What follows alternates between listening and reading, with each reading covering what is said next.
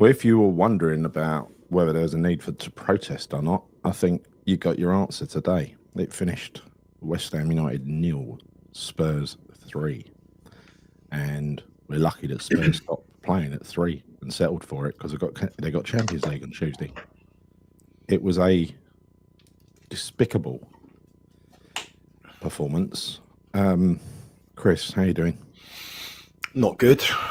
Not good. I'm not going to make up what I'm feeling good about. How can I be? It was just an awful. Yeah, it was an awful game. I think, look, first half, we were okay.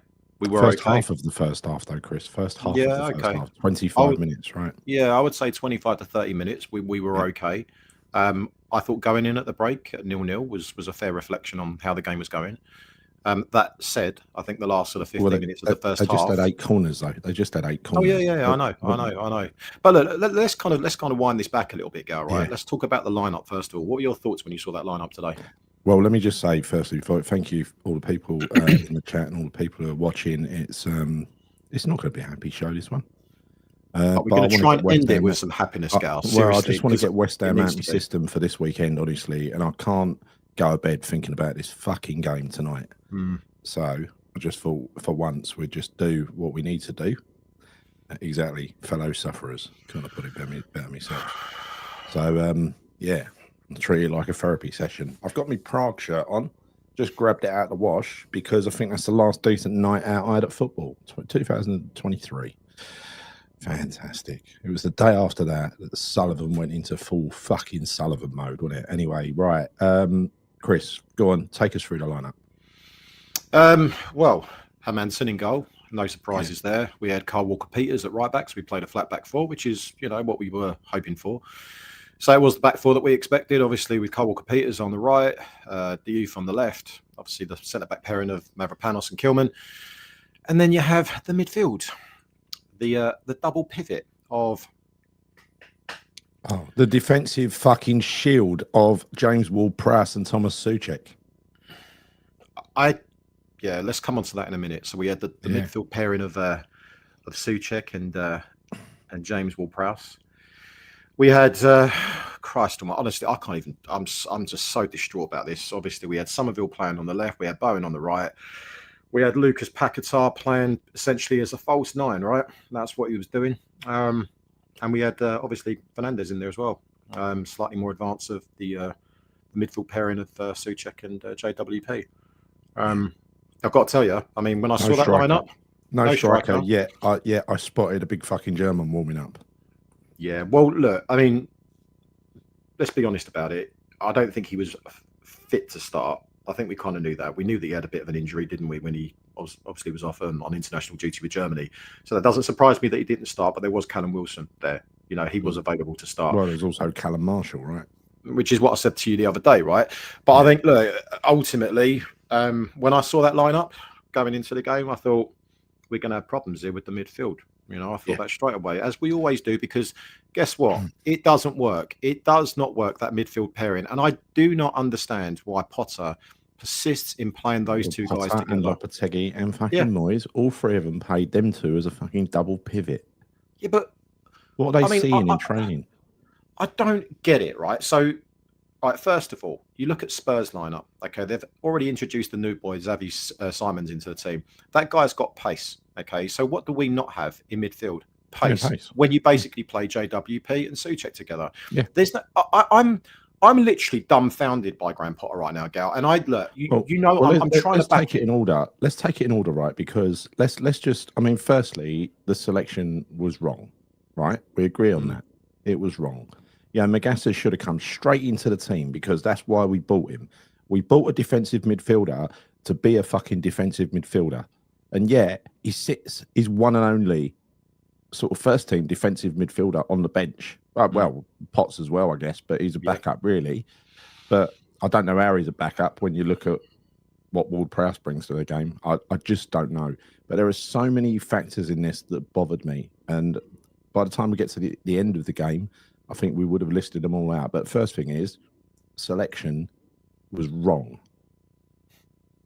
Now, going forward for the first 25 minutes, there was some real champagne football there. We looked bloody good. getting down the wing. Fucking, Carl Walker-Peters linking up with Paqueta and with, Bowen on the right. You had Somerville linking up with Diouf on the left, delivering some magnificent balls into the box. Only we didn't have a fucking striker to put them away. Yep, I know. Now, if you fast forward to late in the game, Callum Wilson comes on, an actual striker, and we're lumping it. So a bloke that's got no pace, basically. Yeah, right? we're lumping it to him. Go and chase after that, Callum. Go on, do your best, mate.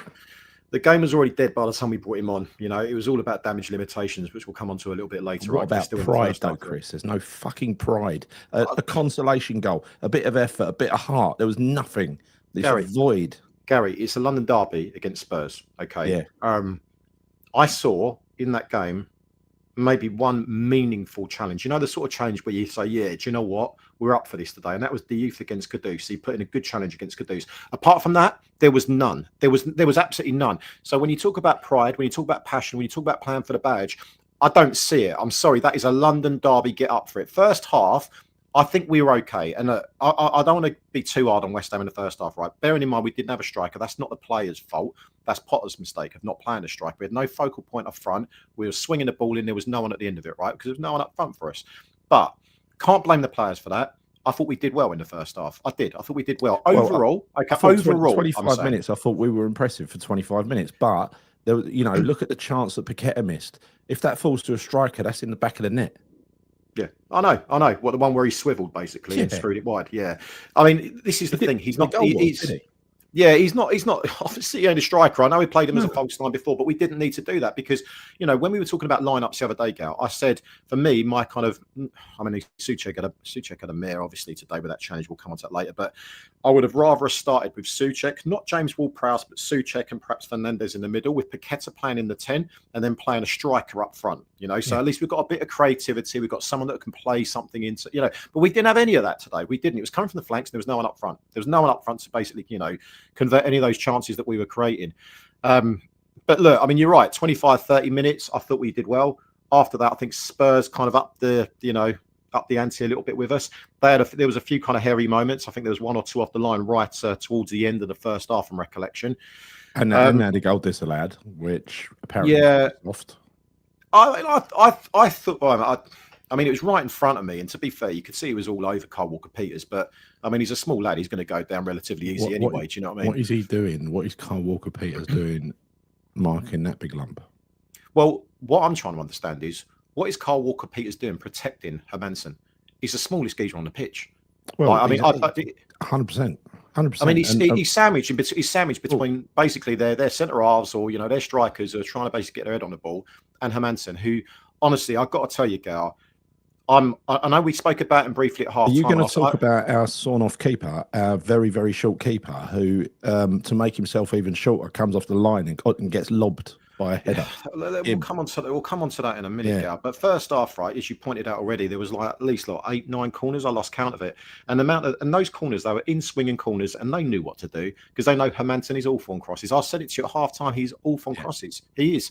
Honestly, there's no height about him. I think he had one decent punch in the first half from memory. That was it. So it was like they knew where they could hurt us. But then what they did, what we didn't do, obviously going into half time. Well, no, let's just say at half time we all met up out in the smoking area and we were all quite upbeat because we'd survived to half time. And the obvious thing at half time for Potter to do was go, I've just conceded 8 corners. We've been under the cosh. We went from a mid block to a low block and gave them the ball and let them run at us, gave away 8 corners. So firstly, you got to tackle that. That cannot happen again, right? We've got to stop giving away corners. Secondly, he's just watched our set piece, how we defend corners 8 times, Thomas Frank. That is more than enough knowledge for any decent football coach to say, right, this is what we're going to do different and tweak it, right? What did Potter do? I was thinking at half-time, oh, this is a real chance. Fulkrug's there. He can play half a game. Put him on from the start. Let's try and push the game up the pitch a little bit again. Let's stop giving away these fucking corners all the time because one of them will bite us in the arse, right? And we were talking about all upbeat at half-time because the way we played in the first 25 minutes, had he got it right, the changes, we might have got something out of the game. You know, God forbid we might have won it. Who knows, right? I know it sounds really fucking stupid now when we got trounced. No. It doesn't actually, because I think based off of the first half overall, you know, irrespective of the 25-minute spell we played well, I thought we could have got something out of that game. I did. Yeah. And it does sound a bit silly. You're right. It does sound silly. But I think ultimately Thomas Frank is a better manager than Graham Potter. You know, he could see ultimately where we were failing, and Graham Potter did absolutely nothing about it. Nothing about it whatsoever. It was clearly obvious. I mean, we said at half time, we need a striker on. Now, all right, so let's play devil's advocate here for a second, right? Maybe Fulkrug wasn't fit enough to come on at half time, but I'm sure certainly Callum Wilson could have come on at half time. But no, we didn't do that. I didn't see the first goal, right? I've had to watch the highlights literally because I just got back to the I've seen the highlights back. Didn't see the first goal, neither did you, because we were outside, right? Mm. But I watched that first goal back and I heard about it. Mate, honestly, was it Sarr that scored it at the far post? There is no one on him. Literally, what Thomas Frank said was apparently because all the corners were delivered to the near post in the first half, right? We were heading them away. You know, Mavropanos got his big head on loads of them, didn't he? Yeah. Bowen got one away. We were clearing them quite well, apart from the disallowed goal. We were clearing them quite well. So all he did was say put it to the far post. And Sarr was standing there unmarked on the far post. He had about I don't know, 3, 4, 5 yards. I mean, it's ridiculous. It's honestly, Gary, it's schoolboy defending. Like it is schoolboy defending. Just pick up your players. Do you know what I mean? It's not fucking hard. What do you train for week in, week out? You train for these types of moments. You train for set pieces, how to defend set pieces. Honestly, I've got to say, I'm so scared. I was so scared every single time they got a corner. I'm thinking, this is genuinely dangerous. Every single time. He made no changes. He made no tactical tweaks. We came on the second half the same way we finished the first half, and they got a corner inside 2 minutes. That is abhorrent management, I'm afraid. That is terrible, terrible coaching. It's not reactive. It's not proactive. There's nothing fucking active about it, actually. Like I said last week, when you said, what did Potter look like from close range? I said he looked dead. Well, yeah, that's actually, I was a bit ashamed of that description, but looking at him today, he doesn't move. There's no emotion. There's nothing there. He's literally 15 yards away from me now. He does not move. He stands there like this. All bloody game, you know. Gary, he's clueless. Very inspiring. He's a clueless manager. He's tactically inept.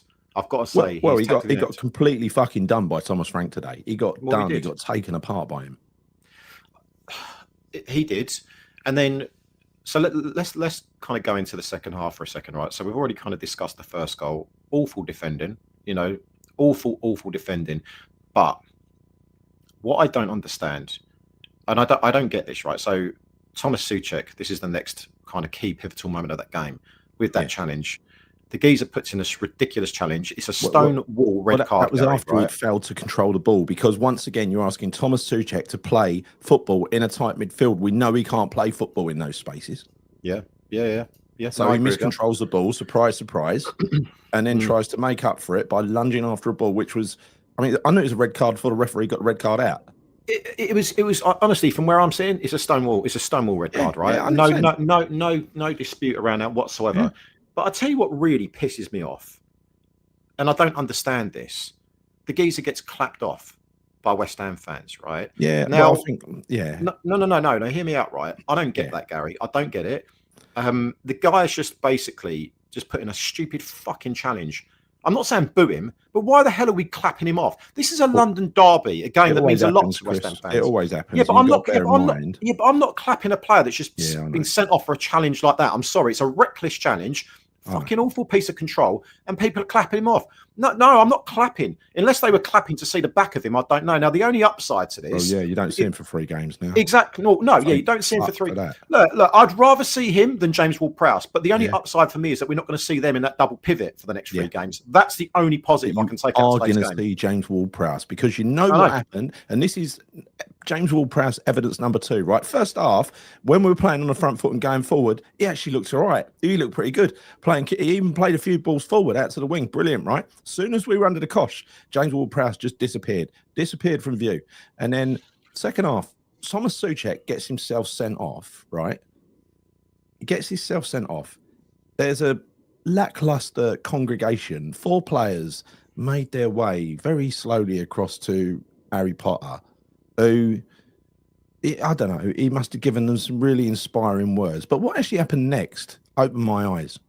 And that is James Ward-Prowse went back onto the pitch to tell the rest of the boys what to do in a very half-hearted manner, might I add, right?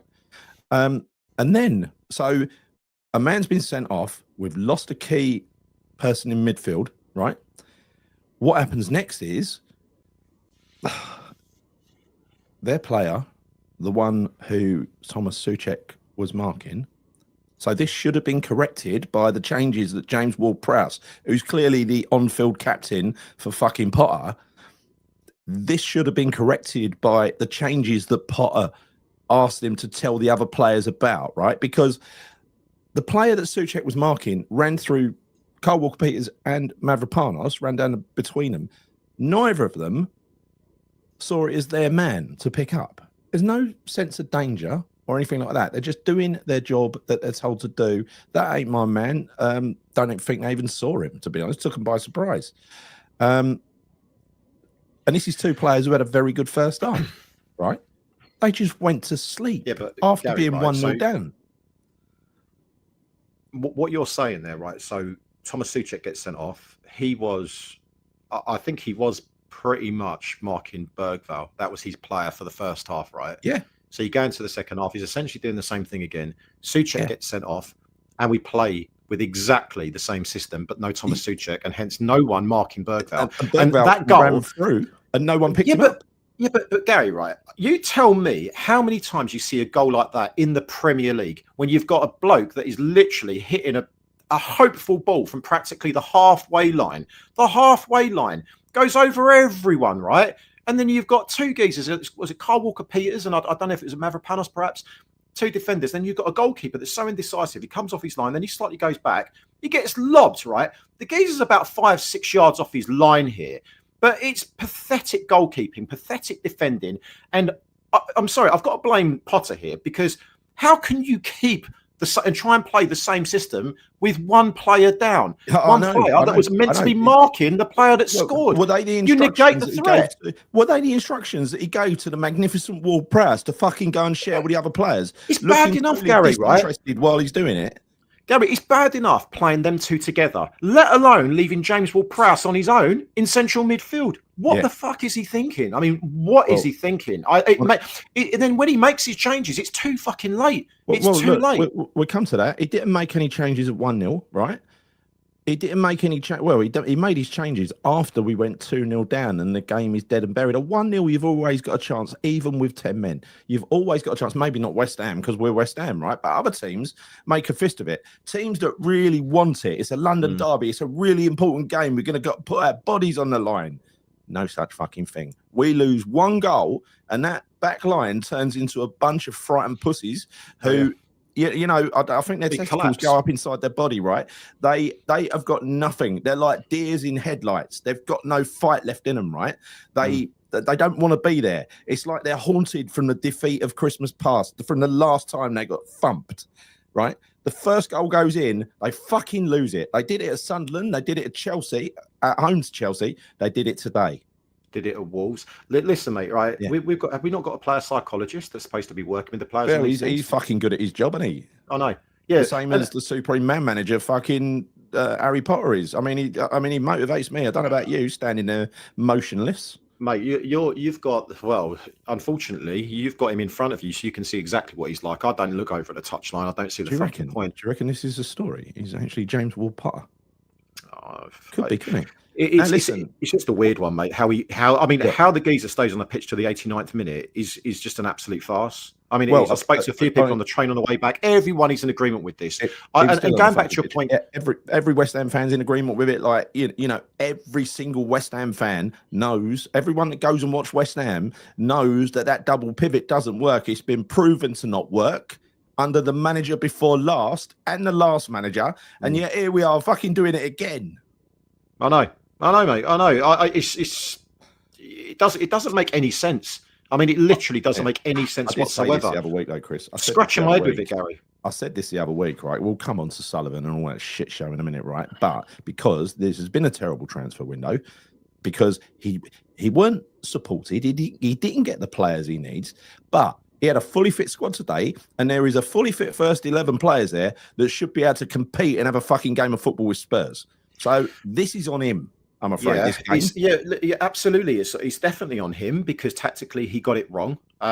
Clearly, he's got a problem in terms of motivating the players particularly for the second half. In terms of motivate me though, Chris. The players. I know, but forget you for a second. The first thing he's got to do is motivate the players, right? You know, if he motivates the players are playing well, then it's going to motivate us. We're going to be up for it, right? We did everything that was asked of us as fans today because I tell you, the atmosphere was very, very good today, particularly in the first half. The West Ham fans were great. We're fantastic. We knew that it was going to be quite a raucous atmosphere because Kudus was playing, right? But the atmosphere was great. There was no reasons why the players couldn't turn up and perform and play with a bit of heart and desire. I saw bits of it, glimpses of it in the first half. Second half, absolutely non-existent. But again, when you talk about that second half performance, and there's a lad who sits next to me, shout out to Ben, really nice fella. He hit the nail on the head so much. I mean, it's really just a case of where is the passion? Where's the fight? Why do we not take the game? Why don't we, we're a goal down, we're 2 goals down. Why do we always damage limitation? Let's sit back, low block defend, bring everyone into our half and just basically let them piss around and play the ball around us. Because that's all they were doing. I'll tell you, Tottenham could have they could have taken us to the cleaners today. They did anyway with a 3-0 win, but they could have, if they wanted to, they could have scored 5 or 6, Gary. They could have quite easily have done that, But they took their important players off. It was like a training game, mate. For Tuesday, right? They were passing it round to the back. It was a training game for them. Yeah. It was a training game for them. I stayed there right to the very end. God knows why. Chelsea stopped playing. They could have really hurt us. Arsenal did last year, right? They stopped playing. It was like they declared at a certain number, right? I thought that his big quality, Potter, was man management. And that includes motivating players. He doesn't seem to be able to motivate fuck all, right? Well, having said that, these are very highly paid professional footballers in the Premier League, supreme athletes who are supposed to be, surely some of them are a bit strong-minded. I know a few of them are weak that we know about, but fucking hell, the way they all just go to pot as soon as they concede a goal pisses me right off. But we're 5 games in now, let's not let Hermie off the hook because he was flapping at crosses. He got his hand just about fingertips to 2 of those corners in the first half that I saw. Might have been 1.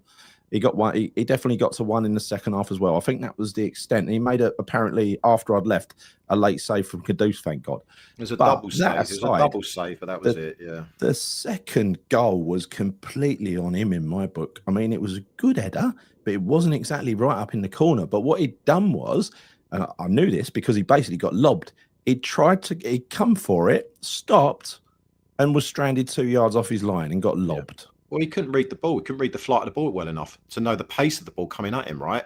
I mean, his awareness of that was absolutely atrocious. Coming off your line, going forward, and then stopping. He was about 5 small, Chris. The keeper gets that. Yeah. Oh, yeah. I mean, look, I'm sorry. Areola gets that. He tips that one over. Even if he comes out and he's 5 yards off. Because the goals at Sunderland, the goals we conceded at Sunderland, Areola saves all them as well. And the thing is, if we're in a back 4 and we're not playing that thing where you need to sweep a keeper anymore, even though we were pushing up with him, what's the point in having him unless he is a fundamental part of the system? And the way I see it, is not a fundamental part of the system. Well, so Gary, 1 second about Hermanson, right? So we signed him because we thought it was a ball-playing goalkeeper, right? That was our understanding of him, right? First of all, a goalkeeper needs to be able to save and catch the fucking ball. This geezer can't do that. But his distribution, as far as I'm concerned, is no better than Areola or Fabianski's. It's not. Second goal was class. Well, it was a class fuck up by Hermanson. Yeah, I'll give you that. Do you know what I'm saying, right? So you talk about Potter, right? And you say this is on him. Absolutely, it's on him. And you also talk about, was he backed? Well, he was backed to an extent. He was half backed. He was half backed. But Gary, right? Check this one out, right? So when you think about, he's half backed, but he's gone out and late and too late as well. Gary, he spent 18 million. Okay, 18 million on Hermanson, or 15 million, 3 million Adams, whatever you want to call it. Areola, for me, is a better goalkeeper than him. He is. He's a better goalkeeper than him. A shot stopper. He's different league. Yeah. So after all, that is property number 1 you want from a goalkeeper. Yeah. So Gary, my point is, he should have spent that money on a fucking striker. He should have spent that money on a striker. We spent 15 million on a goalkeeper that's worse than the 2 goalkeepers we already had. He is. He conceded about 70 odd goals or something for Leicester last season. And he's now in goal for. Honestly, he's going to beat that number this season. He's going to probably concede more than 70 goals for us this season if he carries on playing like this. He needs to be dropped because this is awful. If you're a defender and you're seeing him behind you, you can see him because he's so damn short, you're going to be concerned. You're going to be concerned about it. But this is not just on Hermansen, because I've got to say also, I think Max Kilman, Mavropanos was decent enough today, right? He was decent enough, particularly first half. I thought he was winning things there and he looked very good, right? Pick of the two. He was. But Kilman, I honestly, for me, I'm lost with him right now because he's passing, unless he's passing the ball 5 or 10 yards, the guy cannot hit a player from, say, 20 or 30 yards away. His passing is atrocious. Did you see how many crossfield balls or passes he tried to make that are like 20, 30 yards away from him? They did not touch one of our players. It's awful. His passing is atrocious. He's not a confident lad. I don't like to pick players out like him because he's low in confidence already, right? But you've got to say it the way it is. The geezer's got no confidence, right? He's a nervous wreck. As soon as it's back to the wall and we're defending, he turns into a nervous wreck. I mean, what happened to Tadibo today? He wasn't even on the bench. And what happened to Aaron Wan-Bissaka? He wasn't on the bench either. What happened there? I don't know, because I was speaking to Gav at half time. It's weird because I looked at my phone and it said that Aaron Wan-Bissaka was on the bench. You know, the West Ham website or whatever, they said he was on the bench. But maybe he got injured in a warm-up, or maybe he got injured before he stepped foot in the. I've no idea, but he was originally on the bench, right? So that didn't surprise me because we were going to start with Kyle Walker-Peters. As for Tadibo, was he not on the bench today? I don't know. No, he wasn't. No, we played. We had 2 goalkeepers on the bench. It was like David Moyes all over again. Yeah, I know. Did you see him? I mean, don't get me wrong. I'm happy that Fabs is back and everything. Yeah, but Jesus Christ, 2 goalkeepers. But we welcomed him like we just signed Messi. I mean, honestly, did you read the celebrations? Oh, yeah, and welcome back, Fabianski. The other day, he said in some fucking media puff piece, he said, "Oh, he's world class." It's like, well, maybe he was 10 years ago, but this is 40-year-old Fabianski we just got rid of, mate. We know him. Honestly, I'm on everything, you know. Just nothing seems to make sense to me anymore, Gary. I've got a really bad headache now. Honestly, I feel sick about this. Falling out with Don Hutchinson when I was on X once. I had a right fucking row with him on X. He's a tosser. Don't like the bloke. Anyway, I need to cool down here, mate. Honestly, I'm so angry. I'm so angry about today because. You know, if ever, and I know we'll come on to this, but I'm going to say it now anyway. If ever there was a reason to boycott this fucking Brentford game, do it. Just do it. Please do it. Because I can't take much more of this. And West Ham fans do not deserve this fucking pile of shit we're being served up week in, week out right now. We don't deserve this. It's unacceptable. And I'm so like, you're right. You said it was on Potter today in terms of, you know, his tactics or lack of tactics that he implemented into this game. Well, exactly. And this is why all stems from the top. Why was Potter suddenly the only option for the 17th richest club in the world? Why is that? Why was because he's the cheapest fucking option. He's on a free go. We know why. Yeah. But the problem here is you get rid of Potter. Who else do you bring in? You know it's going to be another dud manager. Because you know you can't teach an old dog new tricks, and there's no bigger old dog than David Sullivan, right? So he will be he'll be consulting his mate, what's his name, to see who he's got in stock. No, we're not. That's how we ended up with Loppy.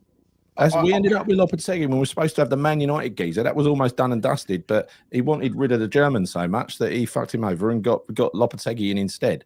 Lopetegui, you know, was under instruction not to make sure starting don't last very fucking long, and he didn't, did he? But let me put this up in a second. Right, let's talk about the third goal quickly.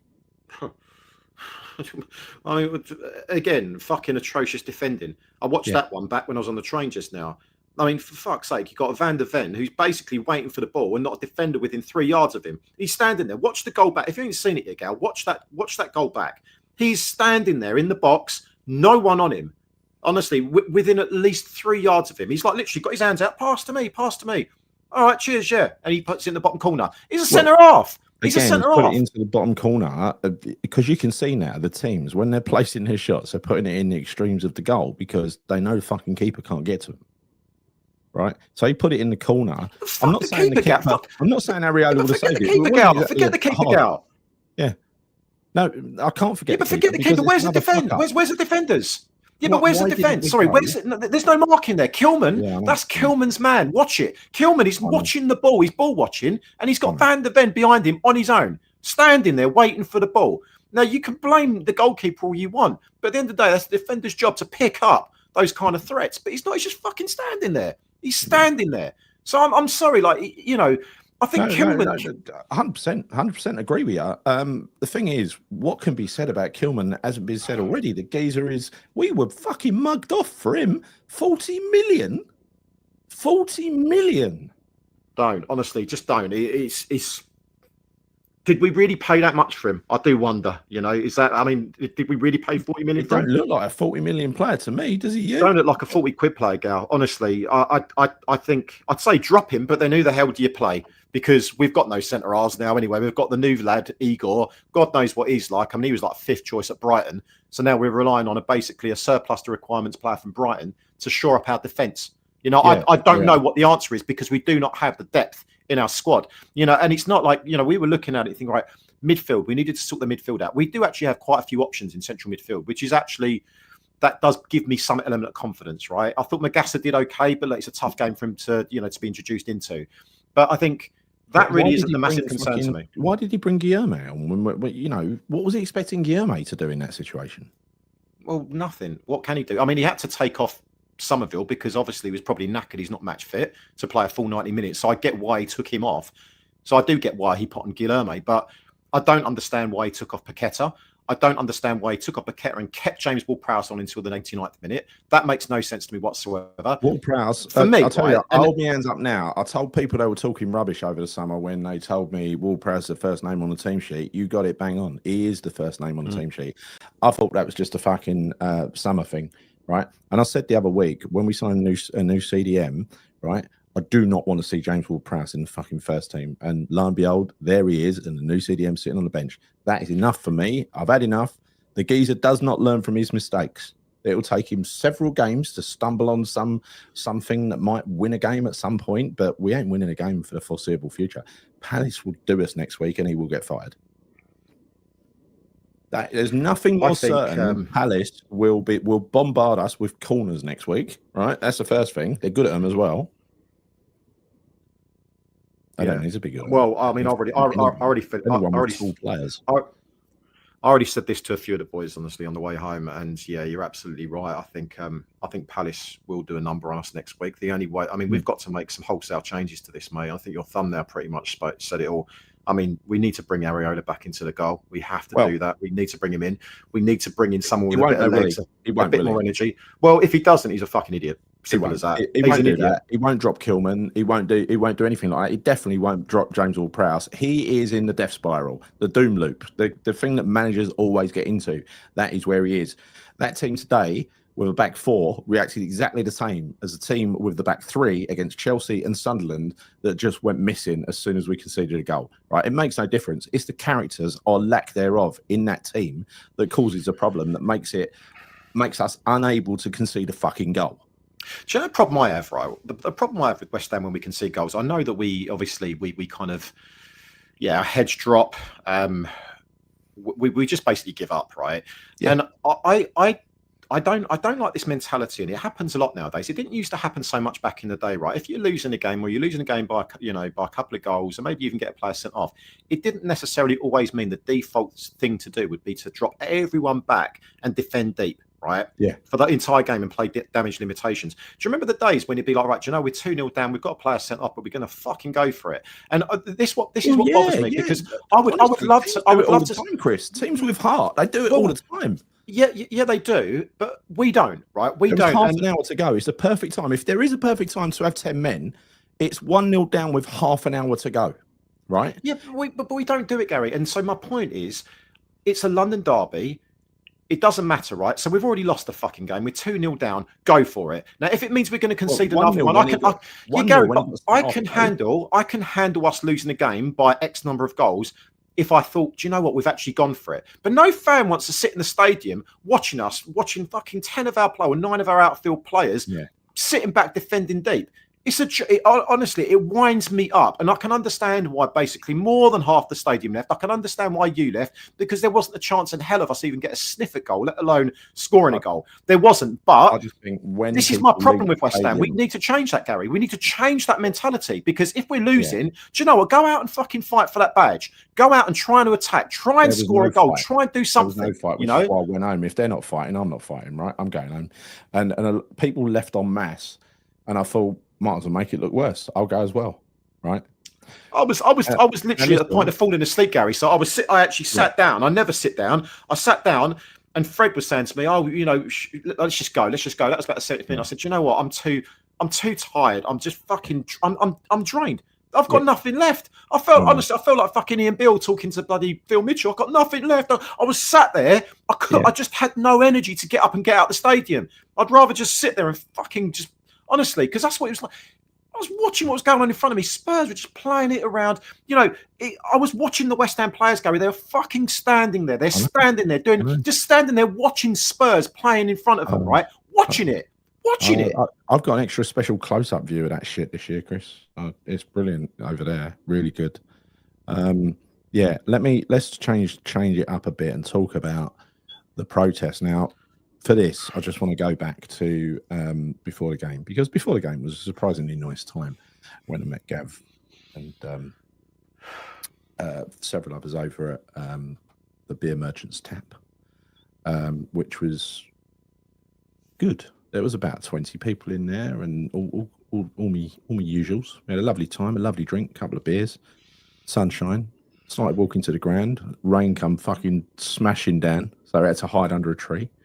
In the pub, I was doing my best to recruit people for the march, for the protest, because honestly, and I did convince a few. I hope it's going to be a bit of work that everybody on every channel needs to do up until it happens. And this is the first one, and it's what I said to people. I said, look, this is the first protest. It's really important that everybody, whether you've got a season ticket, used to have a season ticket, just support West Ham, whatever, gets yourself down there for this peaceful, albeit raucous, protest outside of Stadium Entrance B, 12:45 to 2:15. On Saturday, the 20th of September. That's the next home game next week at home to Crystal Palace, right? We need a show of numbers, right? And we need a show of numbers for every single protest, whatever shape it takes. We should not be taking any more of this bullshit. It is 15 years of lies and broken promises. We shouldn't be tolerating this, no matter what the pundits say. This is not good enough. This is not good enough. He is willingly, since Prague, fucking taken his toolbox out and dismantled this club to where we are now, with a group of bottlers, a couple of decent players who would look good in a decent team, and a group of players with no heart, a manager with no spirit and no character and no personality. Zero motivational skills and absolutely and even less tactical nous. We've got a second-hand manager who I hoped was going to succeed, but now I see, sadly, that he's just falling into the death spiral like all of the other managers. Now, do I trust David Sullivan to do the right thing and get Jose Mourinho in, as Charlie just said? Because he's the only one that could create that siege mentality, pick out the weak links, boot them out the fucking team, and build a team that's resilient and capable of delivering. And I don't care how boring it will be. Gary, he won't last 5 minutes at West Ham, Mourinho. I get what you're saying, and I think he would try and do that, but he wouldn't last 5 minutes because he would scare the fuck out of Sullivan, wouldn't he? Yeah, because he'd have control over the media, Chris. The media loves him. Yes, but it wouldn't last very long because Sullivan wouldn't have it either, right? Well, he lost 2 seasons wherever he goes. Yeah, but he wouldn't even last 2 seasons with West Ham, Gary. Not Mourinho. I get why people would want him in. I totally get it now. I can't believe I'm saying it, but I get it. Certainly would he be your choice? Would he be your choice? Well, I don't know. Choice without a doubt, right? What other choices have we got? Nuno?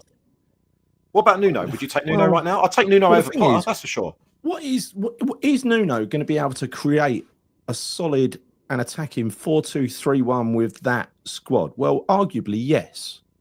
Well, I just don't think that we've got the strikers, Gary, in my opinion. I just don't think we do. You know, going back to my point earlier about Hermansen, we could have spent that money on a striker, but we didn't do that. You know, we didn't even bother trying to sign a decent striker on loan or something. There were options out there. He's I mean, the number 3 keeper. When another keeper comes in, he's the number 3 keeper. You know that. Well, this is what you talk in. about. Can't do we? I mean, look, seriously. If we didn't have Bowen, we'd be fucked. If we didn't have Paqueta, we'd be truly fucked. If those 2 players are out injured at any point this season for a decent spell of time, we are well and truly screwed. We are. Simple as that. With them on the pitch as well, right? Like, because unless if we continue to play like this, we are. If you ever concede a goal, it's game over. So what's the point, right? And that's against teams like Sunderland who just got promoted, as well as good teams. Well, Sunderland are a better team than us, Gal. You know, well, they're a better club for sure. They're a better run club by a mile. But then so is every other club exactly in the entire Premier League. This is a terribly, terribly run club. Karen Brady's got her priorities right though, because apparently there was a meeting with the FAB the other night where she decided to honour him with her presence for once, and somebody muttered to the press, because this was something I read on News Now earlier. Somebody muttered from the press from that she might be considering her future, and she's come out and said, "Oh no, absolutely not! I'm staying right here." It's like, oh, fucking brilliant, great. Yeah. Even more reason to protest, people. She's going nowhere. Neither is David Sullivan. So we need to make sure they fucking go somewhere. Can I just I just want to put up this comment here from West Ham Forever, actually. But then do you have to have a game ticket to do the protest? No, you don't, because it's outside the ground. No. It is outside. It's outside. Yeah. If they try that shit of not letting you through the bridge, you know, whatever else. But yeah, don't even check your ticket on the bridge. Well, why should they? They shouldn't need to. Well, they don't. So you just need to get yourself, a picture of a ticket, don't you? I'm just saying. You don't even need that. Listen, I mean, but they're going to try some tactic. They're going to try some tactic, maybe. Some underhanded tactic, like kids for a quid, Brentford. They're going to try some underhanded tactic to stop it happening. Who knows what it will be? Still, at least half and half scarves were banned today, eh? Brilliant. Yeah, but regardless, though, I think even if you don't have a ticket and you can't get through, and they try and play those underhand tactics to stop, you know, fans that don't have tickets to actually protest, you know, outside the ground, there will be a lot. There will be a lot. But what I would say is, I would just urge every single fan, as many of you as possible, to get to that ground early. Yeah, to get to that ground early and protest, because you don't need a ticket unless you're going into the ground, into the stadium, and you're not going into the stadium. You're going there to protest, and it's everybody's got a right to protest. You know, enough is enough now. Enough is enough now, people. I tell you, like, now we need to all stand firm on this one. We do. We need to stand together, and we need to make sure that we do all we can to get these guys out, because everything that we've seen today, that second half, everything we saw against Chelsea, everything we saw against Sunderland, everything we saw against Wolves, all of those poor performances last season under Potter, under Lopetegui, everything is all down and all stems from the very, very top. And this is the reason why we need to make a stand against these fuckers now, because I'm sick to the teeth of them. This is our club. We need to get it back. We need to get some semblance of our club back again. Let me just give you something else as well. Jacob Steinberg today wrote an article about the FAB meeting as well. And he also said about David Sullivan, he's got no plans to go anywhere. Well, let's give him those plans. We've got to give him a good reason, because as I was leaving today, he's probably about 20 yards, 25 yards away from me, up behind his plexiglass with his bird and Pika, right? Sitting there looking grumpy like he always does. You know, the football club boss, the Premier League football boss, the honourable Premier League football boss, billionaire, sitting there watching his plaything that he's absolutely fucking destroyed. It'll be the second club he's destroyed, because they pretty much destroyed Birmingham before they sold it. Yeah. They left it. It took many years to recover Birmingham. I don't even know if they're all recovered yet, but their stadium was falling to bits. So even if we'd have kept Upton Park, it'd been falling to bits by the time they went. Right? This is what they do. They run a football club like a corner shop. Take as much money out of it as you can, and I'm sure the proof of that will come out one day. And you know, don't put anything into it. If it ain't broken, don't fix it. For ambition, see, staying up, that is it. But this year, I'm telling you now, this is a competitive league. This is not a season where you want to fuck around and take a risk about relegation, because there ain't many weak teams, as in weaker than us, in that Premier Division. No, we're in So danger. I'm worried. Yeah, I'm worried too. And I said this on the train on the way back. I think we are very, very. I think we will struggle this season. Don't get me wrong. Like, you know, we could get, let's say, you know, example being, we could get a result against Palace. I don't think we will, but we could. Don't be fooled, people, that, you know, oh, you know what, Potter's had, you know, an off day today against Spurs, because what will happen is we'll lose again. Say we beat Palace, then we'll lose the next game. We ain't gonna beat Palace. Yeah, but yeah, I'm just saying. If we did, this is what I'm saying, Gary. That's what I'm saying. Sorry, Chris. I'm reading comments and half listening to you. Yeah, no, this is what I'm saying. You know, you can't be fooled by maybe 1 or 2 decent results and then suddenly another 5 or 6 shit results, because this is going to be consistent, right? The one consistent thing that you'll see this season is we will win the odd game here or there, and then we'll probably lose a couple, and then we might draw one, and then we'll lose a couple more. You know, and this is the thing. It's almost like, you know, it was a bit of a reset for well, not a reset. I mean, it was a bit of a stay of execution for Graham Potter winning that game against Forest, which, by the way, you know, obviously I went to that game and it was a fantastic day. It really, really was. But you do think, well, Forest lost the day, didn't they? They lost the day. They lost the day. Nuno fucked it up tactically by opening up that hole for Somerville to run into. Yeah, exactly, right. So I think it was a bit of an off day for them. It was a bit of an off day for them. And actually, you know what? Barring that final 10 minutes, you know, we could have only gone away with a point from that game. We could have done, all right. So let's not get too excited about one result. 3-0 sounding incredibly. It wasn't a 3-0. It wasn't a 3-0 game. Is the reality, right? It wasn't. I was there. It wasn't a 3-0 game. I was delighted, of course I was, and I wouldn't change it for the world. But don't be fooled by these odd results that we'll get every now and again, because every team is going to have its off day. We might have a good day, but those good days are few and far between. You know, we might have one good, solid performance once every 10 games. Is that enough for us to stay in the Premier League? Well, of course it's not. And with the squad that we have, the depth that we don't have, we're in real trouble right now.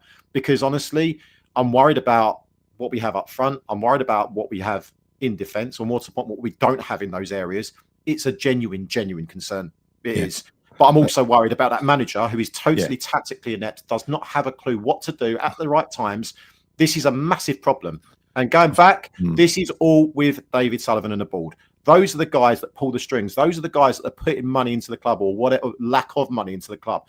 Those are the fuckers we need out of West Ham United. Okay, we can focus our attentions on the players and say how shit they performed. Yes, they have. We can talk about the manager and say how shit he is as well.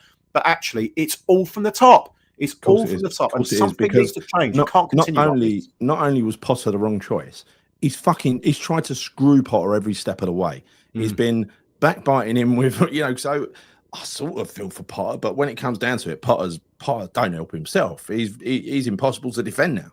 But he has tried to fuck him from the off. It apparently wasn't his choice. It was Brady's. God, great choice, Brady. Brilliant. Well, because her husband's good pals with Potter. Is that the reasons why? Pesky Solido. Her husband goes out. You know, because mind you, I don't believe she has loyalty to anyone. I don't think that was the reason. I think it was because he was cheap. Because after all, her as the CEO, she's the one who has, believe it or not, final say on what he's spent. It's not the chairman. She's in charge of the P&L, right? She is in charge of the balance sheet as well. So, you know, it's we know it don't work like that, really, but that is the way a company usually works. Yeah. The chairman doesn't usually take such a hand in day-to-day operations, do they? Yeah. No, I know. Let's go through some of these comments, guys, because there's some good comments there as well. There are some good comments in there. By the way, I'm cold on Nuno. I've got to say, I'm cold on Nuno because I do believe he plays the same football. You remember those fucking horrible games where we played Nuno, David Moyes? It was like cancelling each other out. If you're going to go for a Portuguese manager, go for Mourinho. Go for the real one rather than fake ones, because we've had one fake one already. We've had Lopetegui. Nuno's been fired from wherever he's gone, right? Apart from Wolves, where he walked out to go to Spurs, same as Lopetegui. He walked out on Wolves as well. That's a trend for the Portuguese. But Mourinho has been successful and won a trophy at every club he's ever been to, apart from Spurs, where he didn't win a trophy, but did get them to a final and got fired. So he arguably would have won a trophy. Maybe. I don't know.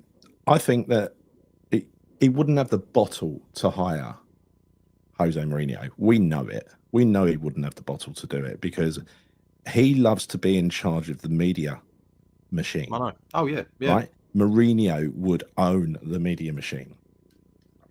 which is why I'm saying it wouldn't work, Gal. It wouldn't work. Well, I think no, he'd it be the worked for right me, type of though. person It with the right worked for me. ownership. It fucking worked for me. Because that's what we want. We want someone to Yeah. create some. I mean, we need someone to tired create of some chaos, passive basically, don't we? managers. These fucking passive managers. They sign an NDA. They come in and they say everything's brilliant. Look at that one where Moyes got no backing in the transfer window, and he came out and said, "I'd like to thank the board for their backing." It's like, fuck off. I know. They're all yes What are you people, doing? basically. I know they're all yes people, mate, and it annoys me. You know, Yeah. even when you say Potter, you hear Potter saying it as well.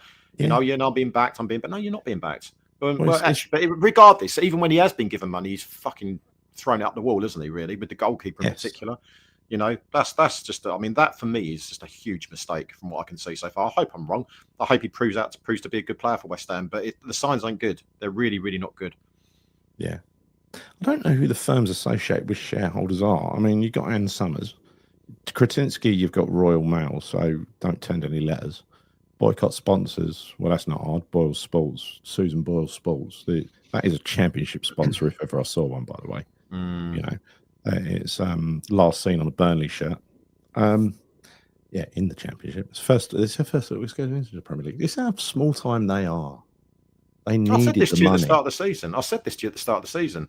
Boyle Sports on the front of our shirt. It looks like a championship kit, mate, with that on the front. It does. It really does. It really does. And we're if unless he gets this one right, because quite honestly, if you bring in another passive manager now, they're going to get walked all over by those players, and we're going to get relegated, right? Unless he brings in someone like Mourinho who would sort it out immediately, but he would also ask for investment in January and next summer, quite a lot of it. We need a lot of investment into that squad. Yeah. I mean, we really, really, really do. For Mourinho to deliver the kind of football that he would need to deliver in the Premier League, he knows what it takes to be successful in the Premier League. He knows only too well, right? He's never been unsuccessful, really. He did well at Man U in relation relatively to compared to the other managers. He did well at Spurs, even though they hated his brand of football. A lot of our supporters might hate that brand of football as well, but frankly, I don't care. Gary, do you know, honestly, I hope I'm wrong, but I don't see the point in us talking about Mourinho. I don't, because I just don't think he's a manager. I don't believe he's a manager that will ever go and, you know, and he's out of work. And he's asked to go to a relegation-threatened London club. But Sullivan will not hand over the reins to him and let him have as much control as he will want to have and demand to have. You know, that will be the caveat for him to come in, and Sullivan will not allow him to do that. He won't, because he's a fucking control freak. To portray this fake world where they see themselves as the top dog and nobody can be above top dog. Yeah. And I think that's the critical mistake, believe it or not, that Tim Stein made.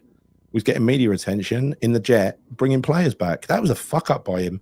He didn't realise that was going to put Sullivan's nose out of joint, and he was going to start being seen as the mover and shaker at West Ham.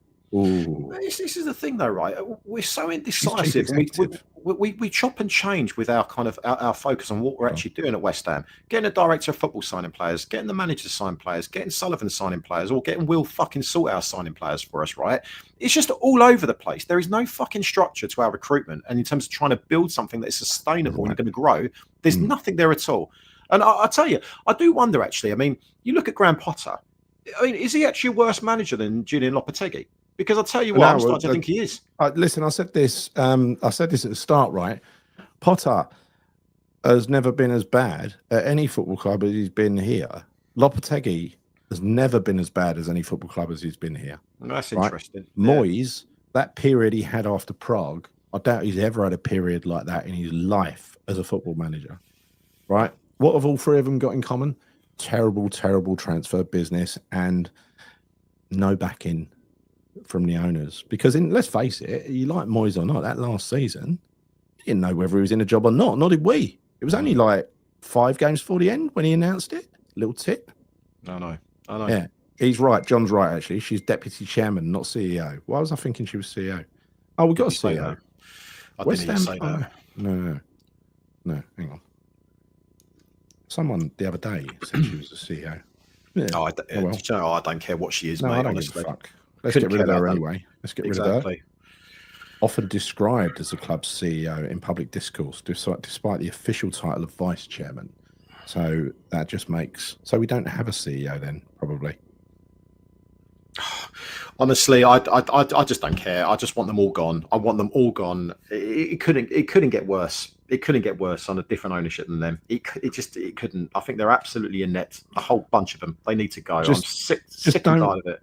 Chris, people have got to, and I mean, look, I would never have a go at anyone for not joining and things like that. But look, if you do not rate David Sullivan and you resent the way he's ruined this football club, whether it be moving from, you know, to make money for himself, moving us to a new stadium, or a new stadium that's not suitable for football because it's an athletic stadium, or you resent the way we've been strung along under him and Don't Go to Bed DG, David Gold, over 15 long years of bullshit transfer windows. Absolute bullshit. You remember the last winter transfer window last January? Me and Chris called it 3 days to go. We had transfer deadline day 3 days early because we knew what was going to happen. It was going to be just an Evan Ferguson loan. But and here's the thing, right, Gary, on that note, let me just call something out. Sorry to interject there, but I will say one thing, okay? So, by the way, transfer windows is a prime time to get subs up, right? It is. But we don't care about that stuff because we knew damn well there's no point feeding bullshit, you know, to people that watch the channel because we knew it was all bullshit. And this is the reason why we stopped doing this a good 3-4 days before the end of the window, because we knew exactly what was going to happen. And we're sick and tired of it all. We're sick and tired of it all. I can't be bothered with all the clickbait bullshit, talking about players that could or couldn't join. We talk about them and we fucking debunk most of them, right? We have done, but we've done that for a fucking reason. I just got to say that, you know. Look what happened in the last day of this transfer window, right? And I mean, almost every person who gets fed by Sullivan was reporting up to 12 deals, 12 players of varying degrees of quality. Who did we end up getting? Fucking Igor Julio, who I've never heard of, frankly, on loan. Brighton's 5th choice defender. So it was all bullshit. All of it was bullshit. I know. Look at all the players we were linked with, Gary. Every single one of those players. 150 or so? I mean, there's always that element of hope. You know, there is. You think, oh, maybe. And look, don't get me wrong. I'm very pleased that we signed Fernandes. I think he's a good player. I think he's a very, very good player. You're right. Lopetegui Spanish, but he might as well be Portuguese. Is that what you said? Yeah. Yeah. No, I think Fernandes. To me. You know, Fernandes was a good signing. It'll be interesting to see how Magassa is. But by and large, if you look at some of those signings, long term, none. Callum Wilson, not a long term answer whatsoever. Not.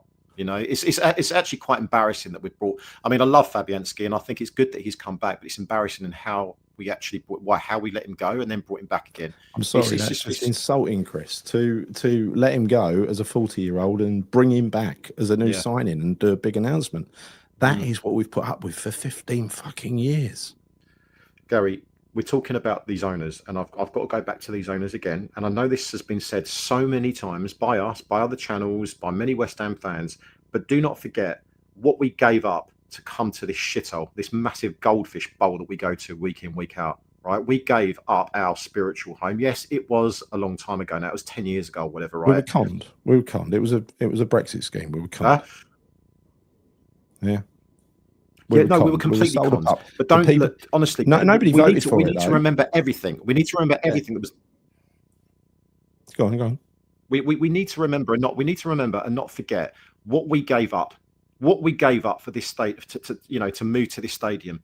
Yeah, we gave up pretty much everything. You know, when you hear that song, when you hear those fans chanting, you know, your soul for this shithole, they're absolutely bang on right. And you know, when we go to away games, we agree with it. We agree with it because we know. You know, when I was walking out of the stadium today and I was walking over the bridge, and I've done it 1,000,001 times, I look back and I turn around to a couple of, you know, Fred and his mate I was with today, and I said, you know what? Just look at that. Look at that thing that we're playing our football in. It's just a joke. I mean, it is an absolute joke. It's disgusting what they've done. They took us away from our home. They promised X, Y, and Z. Not that I necessarily believed it would happen, but I didn't necessarily see us in the same sort of position that we are now. You know, there's been no improvement. As you called out the other day, there's a difference of one place in the Premier League. Was that really worth us moving to another stadium for? No, it wasn't. No. Did we win the Conference League as a result of us moving to that stadium? No, we didn't. No, we didn't, because that was not by design. That was by fucking luck. No one ever in a million years thought David Moyes was the answer for us to go out and win a trophy. No one did. And if anyone thinks that anyone says that they did, then that's a lie, because none of us believed it. He was there as a fucking plaster to basically try and keep us up. And then we had to fucking get rid of him and then bring him back again. And he did a good job. And I'll take my hat off to him.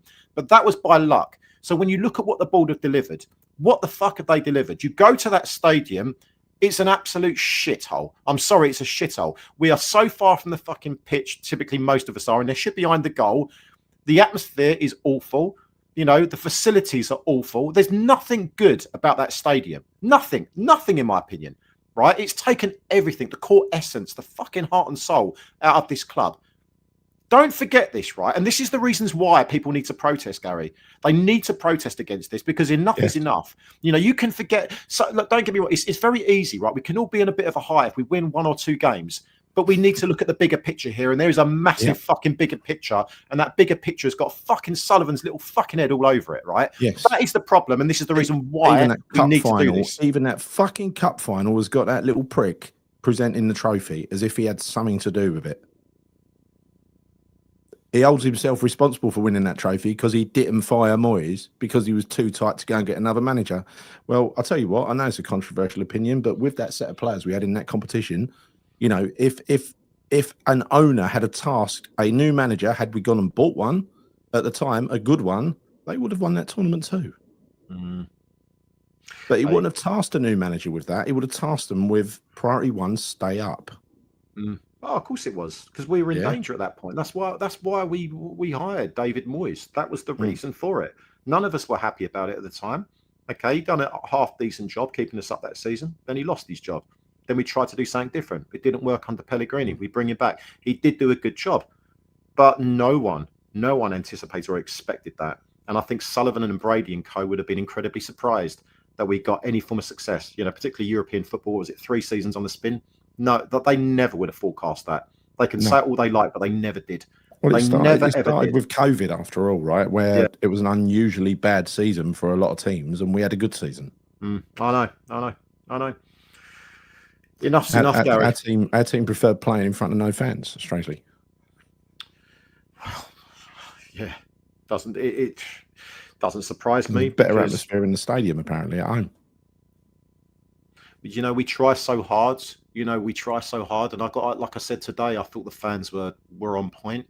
You know, we were loud and proud in that first half today. And you know, Chris, where I sit, can barely hear you. That's how good the acoustics are in that stadium. Yeah, I know. Oh, yeah, but that was one thing that was sold to us, wasn't it? The acoustics would be amazing in terms of how it was all enclosed, it's the worst acoustics of any stadium. All the noise is lost straight out the roof. I know. It's terrible. But look, the protest, don't forget, I'm going to put it up one more time. If you can get yourself along there, peaceful protest, it needs to be peaceful, or we lose all credibility, right? But we need to be there in numbers, very, very big numbers. So if you're going to the game, not going to the game, you're somewhere in the area, but you support West Ham, and you've got no time for these owners either, who have destroyed this club. Literally destroyed everything it was when they took it over. They've bulldozed a lot of it. There's nothing left of West Ham, and that is their fault. Until they go, that stadium will be intolerable, and it still won't be tolerable, but it'll be a bit more tolerable without those smug fuckers sitting and thinking they're patting themselves on the back up in the gods behind plexiglass. Right. So 20th of September next. What is that? Saturday. Hold on. Is it Saturday or Sunday? Hang on. We're on the 13th, next Saturday. Next Saturday, the 20th of September, 12:45. Get there early. Get there at 12. Get there at midday. Right? I'll be there. High noon. And gather, like it says, gather en masse, because you know what they'll want to do? They'll want to discredit the people who turned up and say, like they did last time for the protest outside the swimming pool, where there was at least a couple of thousand people. They said it was a couple of hundred. Well, let's make sure we've got all of the evidence we fucking need in terms of photographs of very, very large crowds. So if you're there, take photos, right? Share them around. We want to make sure we've got the big picture of who's there, because that's important. We want media coverage, we want everything. Now, going on to the next one, it will be the 20th of October, and that is the boycott game. And that's the one that I was convincing people in the pub to join in with today. Because, you know, when you own a season ticket and you've shelled money out, like I said, it's costing me 280 quid. Well, money I've already spent. But whatever, I'll just sacrifice that. But, you know, to me, that is each of these protests is one-off. And then we move on to the next one, which will be a one-off, and the next one that will be a one-off, and the next one will be a one-off. It might take different shapes, do different tactics, different things. We'll surprise them. We'll keep it fresh. Yeah, yeah. But, and there will be plenty more things. Yeah, so just treat this, the boycott one, as a one-off, because there's going to be plenty of, you know, zigs and zags and different ways of doing things going forward. Personally, I'm a great fan of what Newcastle did because it's easy and effective, and you can do it in every game. And guess what? Most of the people in that ground cannot stand Sullivan and Brady. That's a known fact. When we do a survey on that, they cannot stand Sullivan and Brady, right? Everybody knows they're terrible owners. You might get 10% of people who are ambivalent to it. They don't really care, right? But really, I'd say 80 to 90% of those fans resent where we've ended up. Yeah. And, you know, and so it's easy to get people to join into that, to just stay back, hang back from your seat for 10 minutes, especially for live games on TV. Make sure that ground looks like it's the middle of COVID. Yep, 100%. And I will say one more thing about this, trying to, and it's not about trying to recruit, but it's just trying to, I think just trying, and it's not educate because that sounds wrong, but I'm just trying to basically give my opinions on this with regards to why we're doing this. And I think why everyone else should do this as well. Now, as a fan, okay, as a fan, think back to when you were a kid, to when maybe your parents took you to games, when your granddad took you to games over at Upton Park. Think about all those lovely memories that you had, going to the bowling ground, the walk to the ground, down the Barking Road, whatever way you went, down Green Street, whatever it was, on the back end of Pro Road, Ship Valley, you know, all that stuff, right? Remember all of those lovely memories, going to the bowling, having a pub, the atmosphere, the smell of those dirty burgers outside the ground, the people. Think about the shops down there. Think about the pie and mash. Think about everything that was so synonymous with West Ham, what we loved about West Ham. You know, it wasn't just about going to the game. It was about the build-up. It was about walking to the ground. Those memories that we know, well, they're just memories, but those things that we no longer have. You know, the feeling of walking into a ground that was close to the pitch, the feeling of walking into a ground that basically opposing teams could not stand coming to West Ham because they knew that we were on top of them from the off.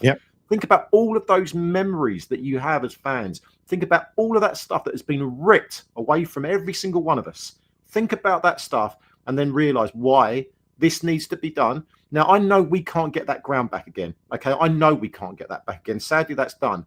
But we can try and grab back as much as we possibly can do of the club that we love, right? And we all love West Ham. Everyone who's in this chat today, you know, you're here because you're West Ham fans. Okay? Listen, and I implore every one of you to talk to your friends that are West Ham fans. Yes. We get behind this because enough is enough. We've given away far too much, and I'm not going to give away more. I'm not going to give away any more of this, Gary, because it's consuming me too much. It's making me upset and angry, and I don't want to feel like this anymore. And it's not just me. It's every other fan that feels exactly the same as us right now, whether you go to games or whether you don't go to games, whether you watch it at home or you go to the grounds. We are all fans. We're all part of the same fucking family. Let's stick together on this one and fucking get rid of these bastards because it's enough now. I'm done. And this is not just about today's game. This is not just a pure reaction for today's game. This has been building up for a long, long time. It has been. We've been calling this for a long, long time now, Gal. But, you know, I see there was a Spurs fan in here today, you know, just now, and they weren't being nasty about it. It's not here to give you, you know, banter or anything, asking us how we felt the game. And, you know, it's not about today's game, mate. It's not about today's game. It's beyond that. You know, we've seen this a million one times. If it's not against Spurs, it's against Chelsea. If it's not against Chelsea, it's against Sunderland. You know, if it's not against Sunderland, it's against Arsenal last season, or it's against Liverpool, me shelling 5 goals 2 times in a row, right? There are too many examples of this. And this all comes from the top, and they are fucking taking it all away from us. Don't be fooled, people. Seriously, don't be fooled by this. Good point from Claire there. Well said, by the way, Chris. Good point by Claire here, and that is, if you cannot go to the protests, then please share and talk to others and encourage others to get down to that protest. If you know people who are going to the Brentford game, or you know, even if you've got a season ticket yourself and you're going to, you know, if you know other people that are going, try talking about going. I mean, look, no need to get personal or anything. And I'll just reiterate what Chris said there, because it was a similar conversation to what I had in the pub today. Frankly, we've all got a common objective here. Now, most West Ham fans, I love them, right? You know, but again, some people might not be my cup of tea, but it is what it is. This is a common objective to get these scumbags out of our club. Because that, to me, after what they've done, after what they've stolen from us, is what they are. How else can you describe them other than scumbags? They've come along and stolen the most, you know, the kind of the best activity that most of us have got in our lives, the thing we actually love to do. They've come along, they've stolen it, they've fucking trampled all over it, and they've ruined it for their own personal gain. And then after we've moved to this shithole, they've treated us like idiots, absolute idiots, like they don't want us there because we're inconvenient. That is why I renew my season tickets every year, because I'm not going fucking anywhere. Yeah. I look at this almost personal as well, right, Gal? I've spoken about, you know, the history of you going there with your family, with your father, with your grandfather, and it goes back generations, right? Think about how they would feel, you know, and a lot of them sadly have passed. A lot of people that I used to go to football with have passed, my granddad in particular. This is a working class game created by the working class. It's now been ruined by very wealthy people. Gary, and my point being is, and to all of the people that are watching this now, I'm sure that sadly there's a lot of people that you went to games with, probably family members, you know, people that have sadly passed away since, right? That you know, how would they feel about this? Would they want you to accept West Ham for what it is now, or would they want you to stand up collectively as a fan base and say, no, we're going to try and get back as much of West Ham that we can? Can't get the ground back, but we can get the people back. We can get all the people back on side and get the right people running this club. That's what we need to do. And we need to stand united on this. You really do. 100%, Chris. And this is something that Rex, who raised it the other day, is like, feels sorry for younger fans. Most of my football life was at Upton Park, felt like home because it was home. It didn't just feel like it, always there. The only constant in most of our lives, right? Something in our blood connected us that passion. And yes, it did. Absolutely. It was almost spiritual.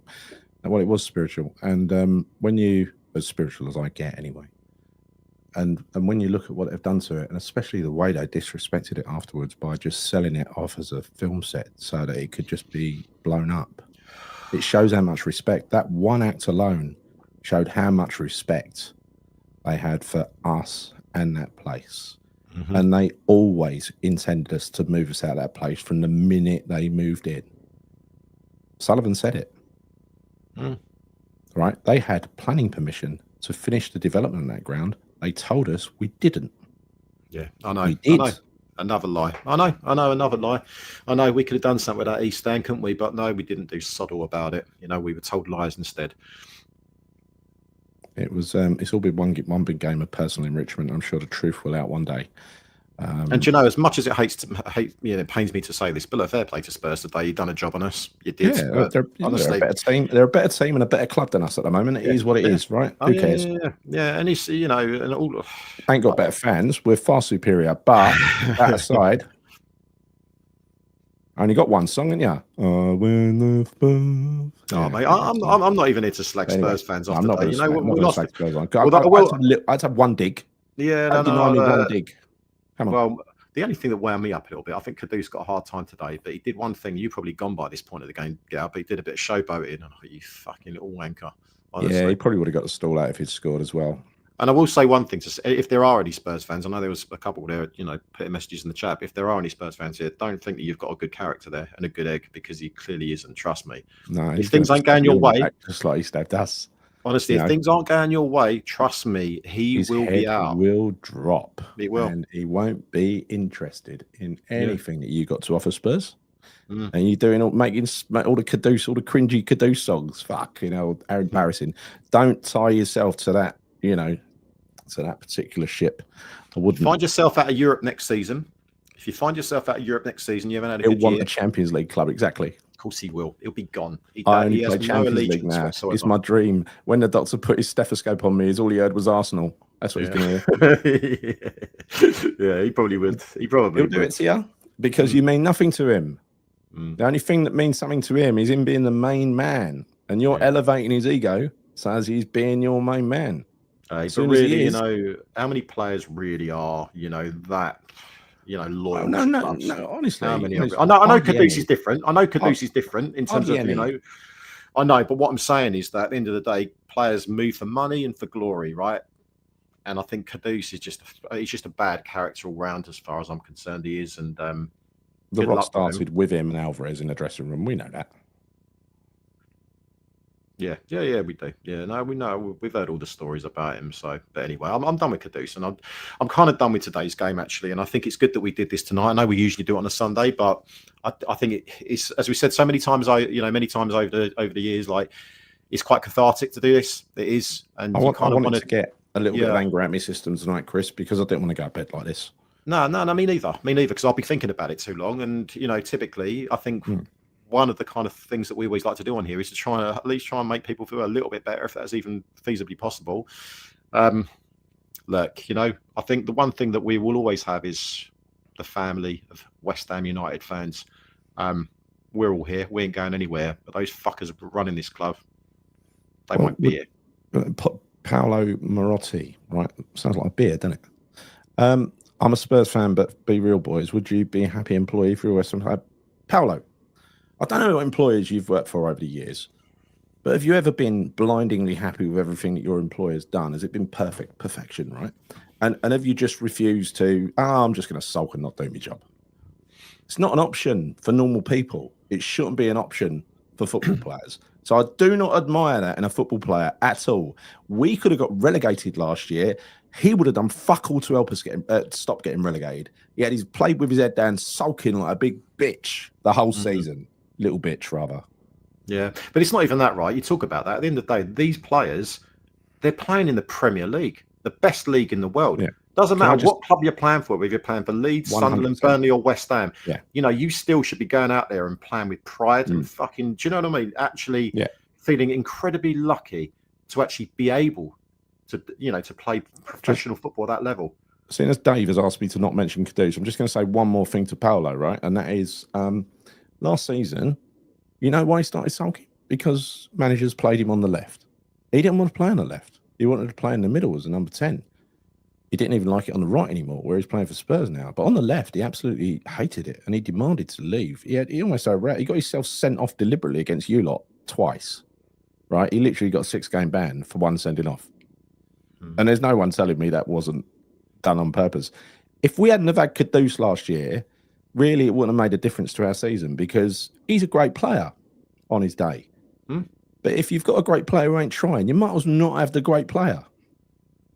Yeah, I'd rather have someone working their bollocks up every game, who's going to play for the badge, than someone like that who's only really playing for himself. But you need at the moment, Chris. We ain't got the quality. We need 11 players pulling their bollocks out for us. Yeah, and you know what? We used to have that, Gal. I mean, if you go back to teams in the 90s, which was kind of, really my sort of era when I was going to a lot of games, we didn't have the strongest squad, but what we did have is we had players out there who would fight for that badge. You had the likes of Johnny Moncur playing, or Julian Dix playing, people out there that really, really, it meant something to them to go out there and stand on that pitch and have a West Ham United shirt.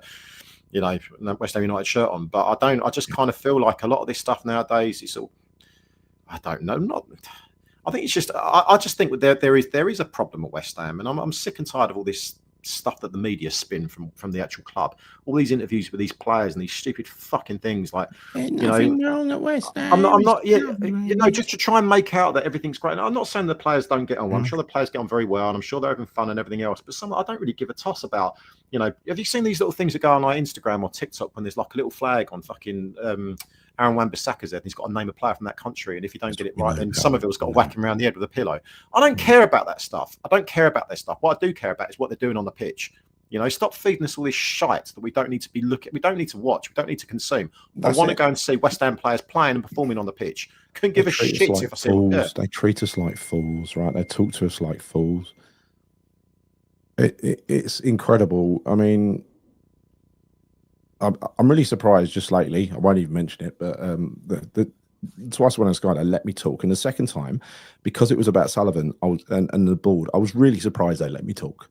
Right, really surprised. It was really refreshing. When have you ever heard that aloud on TalkSport? Ever?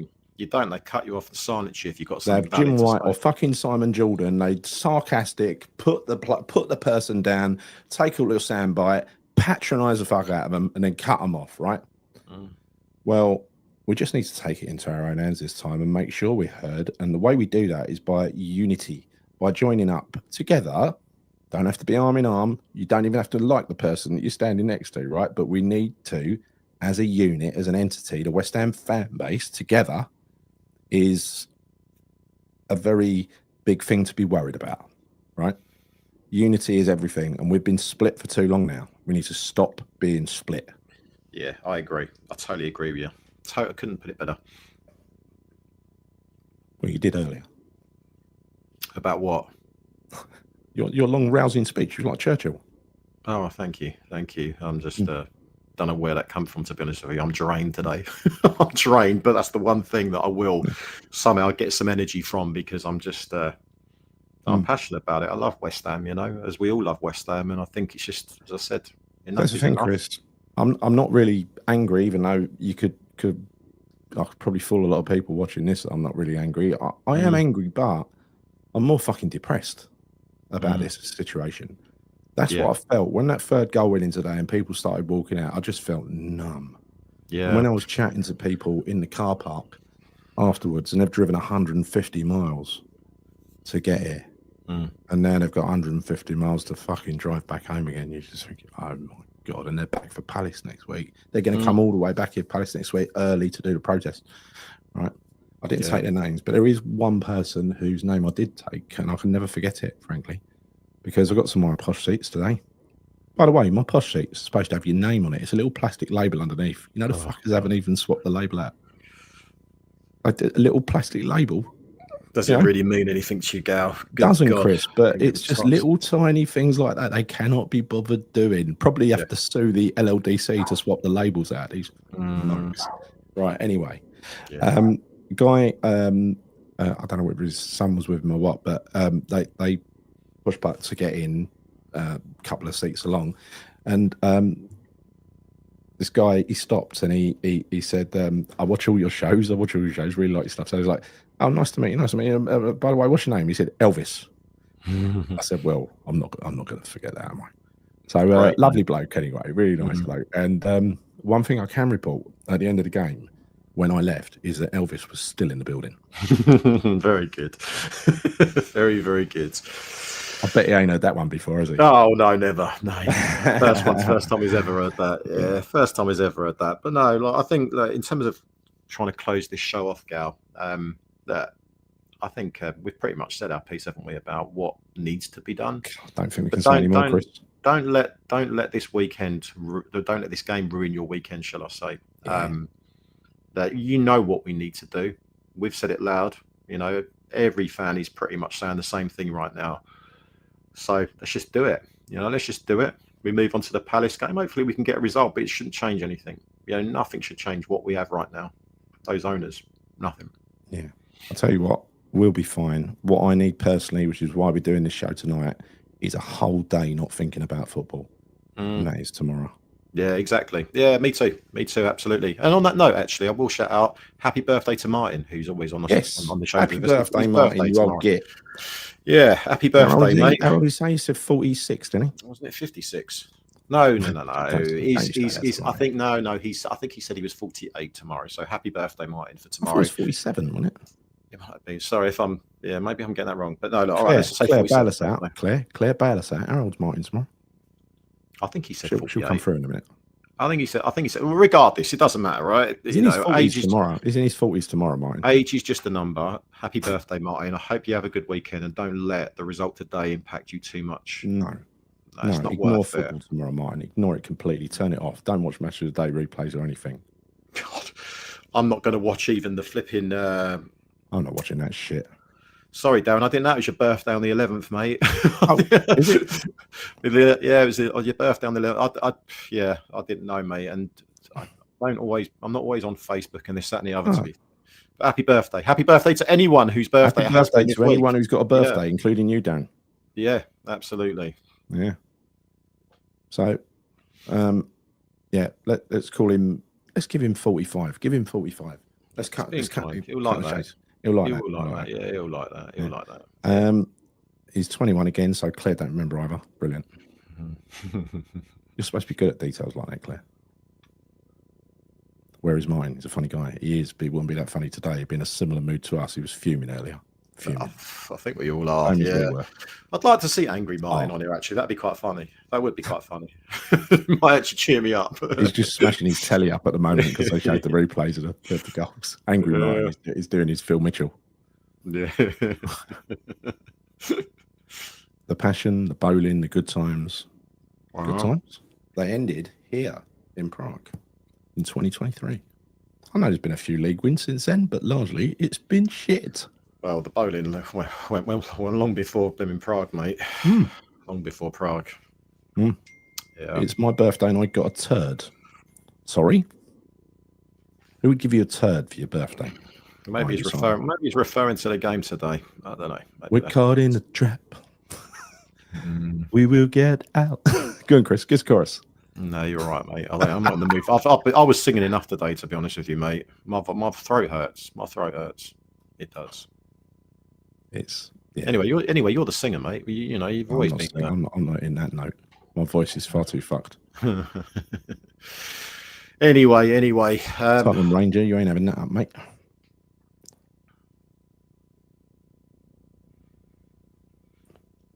I think we're done, Gal. I think we are. It's 11. It's 11 p.m. I think we need to put today to bed, honestly, and I need to put myself to bed as well. Total misery. But one more time, and I'm going to play the outro of tourists. And there weren't that many tourists around me today. There was quite a lot of nice people around me today. Still about 6 or 8, but largely West Ham fans.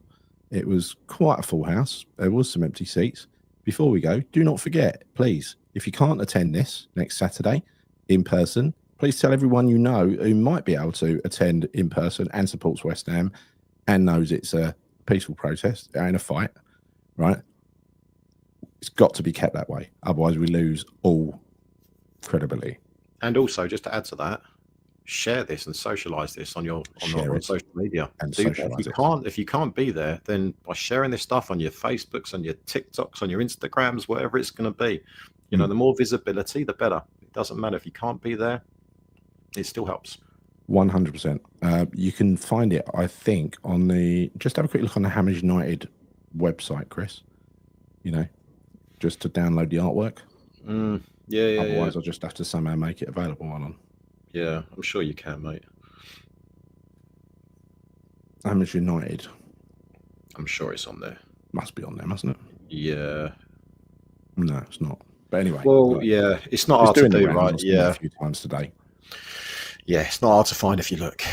Yeah, it's not hard to find at all. So how about an upbeat end? An upbeat end with a little bit of satire from Cannington. Yeah. I Don't Care by Spin That Shit. David Sullivan. You know why? Because he don't care. Don't give a fuck. See you all soon. Thanks for your time. Thanks for your comments. Thanks, Claire, for modding at short notice for 2 hours. Thank you, Chris. And let's spend tomorrow trying to cheer up, people. Trying to cheer up. Yeah. Enjoy the rest of your weekends, guys. Honestly, yes. Enjoy it. Have a good rest of the weekend. Come on, your irons. Hey, Goldie. What's on today's to-do list? Why, it's match day, Dave. Are you hoping for a full house tonight? Not too fast. As long as we sell all the tickets. I don't care, I don't care, I don't care if you come down here. Make more money from the tourists here, so I don't care if you come down here. Nathan Billericker's got a boy for the night. His ex-missus said you better treat her kitty right. Buys a kid a ticket and a burger and a Sprite. Got a train home, 200 if you like. Cause I don't care, I don't care, I don't care if you come down here. Cause you make more money from the tourists here, so I don't give a monkey if you come down here. Stop from when a pocket took a bully in the water. Yeah, but lots of rumble, but he can't get sore. Climbs more stairs than he did before. What's his old seat, then he's got to pay more. Cause I don't care, I don't care, I don't care if you come down here. Cause you make more money for the tourists here, so I don't give a monkey if you come down here. The cabbie only goes to football with his wife. He did it as a kid and he's done it all his life. But he don't get a winter fuel allowance anymore. So he's gonna sell his ticket to a bloke for Singapore. I don't care, I don't care, I don't care if you come down here. Cause you make more money for the tourists here, but we don't give a monkey if you're here next year. I don't care, I don't care, I don't care if you come down here. Cause you make more money for the tourists